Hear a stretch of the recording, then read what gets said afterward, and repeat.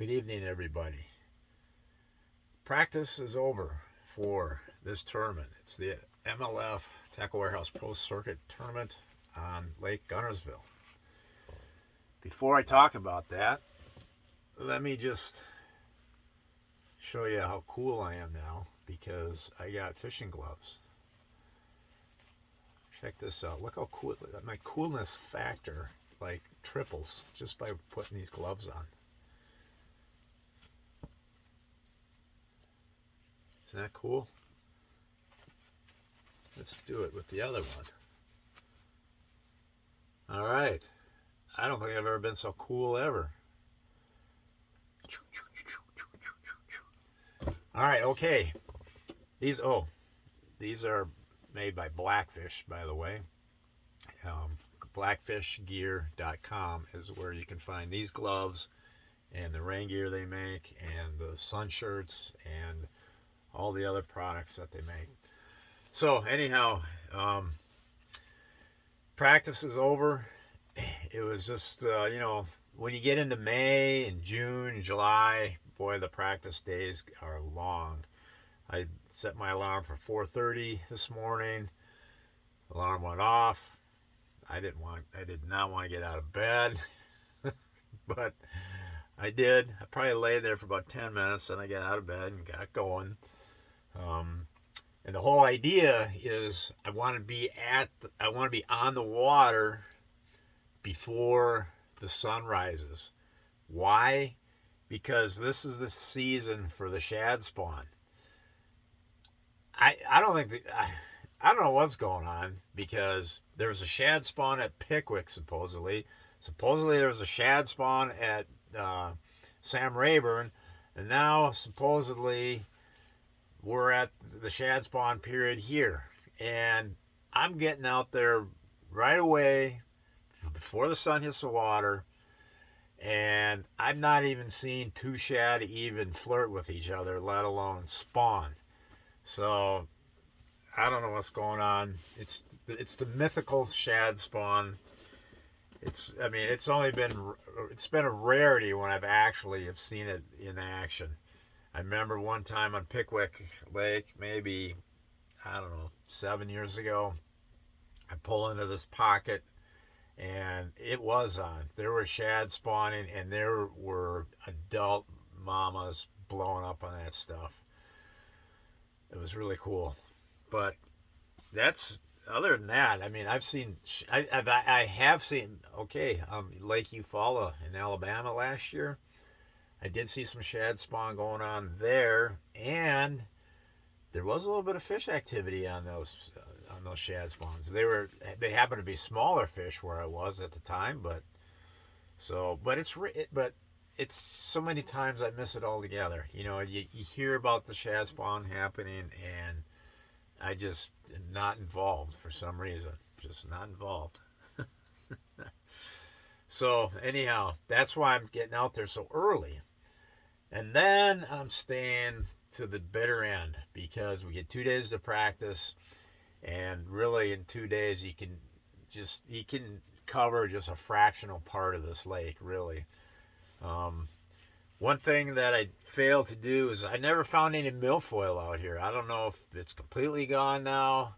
Obviously there's a lot of places that I didn't get to, so it could be tucked away somewhere that I didn't see, but no milfoil out here. But that's all right. These fish, they're doing just fine without it. There's a tremendous population out here. The bites, I'm getting plenty of bites. Size is the issue. So, it's a 5 fish limit. You want 5 good ones. I think I can get 15 pounds by calling through some fish, but I'm not seeing any. I haven't seen a fish over 4 pounds, so that's not good. But I am catching plenty of fish, so I can get to that 15-pound threshold. I do believe. We'll find out. So let's see what else. I dang near took my lower unit off today. Okay. It's like I was driving along, and I was in a part of the lake that I haven't been to that often, and watch my depth finder, and it's reading like 10, 10, 10, 10, and I was like, whoop, up she comes. And I mean, the bottom signal dang near met the freaking zero signal.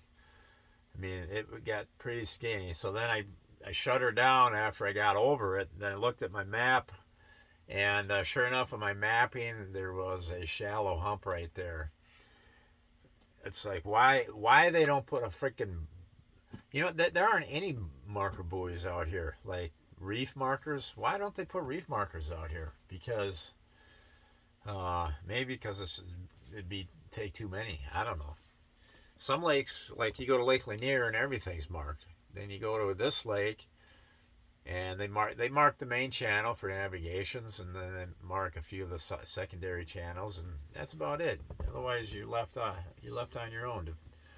And I dodged a bullet today because it got really shallow. And then I looked on my map. My trail actually went on the side of it. I didn't even go over the very top of it. So, excuse me. So had I gone over the top of it, that might have been a catastrophe. So, dodged that one. So yeah, other than that, it's just been a long day.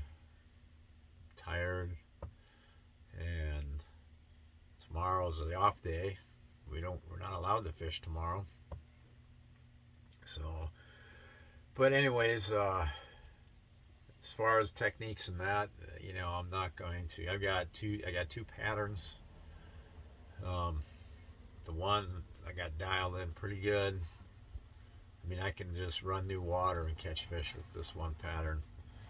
So, and that's what I just might do. We'll see. But anyways, and then my I know I'm having battery problems again. I don't know what's going on, but with supposedly with lithium batteries, you can run. Everybody says, "Oh, I don't have to plug my boat batteries in for 3 days." So I plug mine in every night. Okay, wake up in the morning, they're charged. But for the second time today, my batteries went dead on lithium. They're lithium batteries, and they went dead. That's not supposed to happen. That's not why you get lithium batteries. They're supposed to last for 3 days. Even though I charge them every day, they're supposed to last for 3 days. So I don't know what's going on. So then I plug the battery charger in, and one battery number 4, it went to green right away, meaning full charged, and that was the one that was acting up. So I don't know if my charger's goofy or what, but we have the off day tomorrow. So once everything shows fully charged, I'm actually going to switch leads. I'm going to take the leads from battery 3, put those on 4, take the leads from battery 4, put those on 3, and then see what the charger reads, see what it does. Oh, then I also have my portable charger that gives a reading as well. So I might have to play with that. But anyways, that was disappointing. And what happens is I got 3 lithium batteries. If any one of the 3 goes dead, and they go dead instantaneously, there's no gradual dissipation of power. It's like all or none. So when it goes dead, now you got none. It takes down the whole system, everything. The trolling motor won't run on just 24 volts. It's down. So to rectify that problem, and this actually worked. Nobody told me to do this. I just thought of this on my own, and it was either going to work, or it wasn't going to work, or it wasn't going to work, and things would have exploded. Who knows? But what I did is I took my jumper cables and just hooked the battery number 4, the bad one, hooked that up to the cranking battery, the starting battery, with the jumper cables, and then that re-triggered that lithium battery to to keep running. So, and this happened at about 4 o'clock in the afternoon, so I was able to fish the last 3 hours, 4 till 7:30. So I was able to finish my practice day um, because of I had those jumper cables in my boat. And that's a good tip, to carry jumper cables, because sometimes you need to jump somebody else, sometimes you need to jump, sometimes you need to mess around with your trolling motor batteries like I did today. Jumper cables, it's something I've always had in my boat and always will. And not only that, they come in handy when if you've been fishing all day in the tournament, your starter battery's been running your live wells, running your electronics, and it can go dead, or it can get to a point where it's too weak and it won't crank your motor. So then you can take those jumper cables, hook them up to your starter battery, hook one of them, the other end, up to one of your deep cycle batteries for a trolling motor, and you will jump start that motor. So anyhow, pretty cool. I wore these all day today and yesterday. It's the first time I wore them, and I don't even feel I don't even know they're on. For whatever reason, this happens to be like the perfect fit for me. This particular size, which I forget what size it was, either large or extra large. But okay, so that's enough of that. Over.